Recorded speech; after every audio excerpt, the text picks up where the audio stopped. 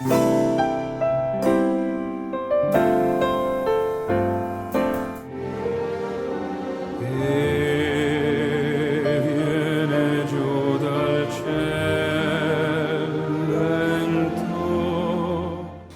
quest'anno noi della famiglia Del Colle abbiamo creato un presepe un po' più ricco dell'anno scorso. Ad esempio, nel lago ghiacciato abbiamo aggiunto il ponte con la staccionata, dove in questi giorni stanno passando i re magi.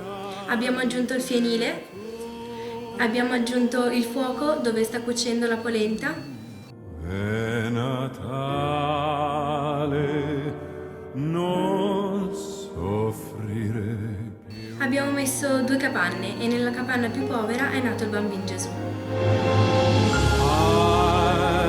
dreaming of a white Christmas. Auguro a tutti i telespettatori di Rete Veneta un felice 2016.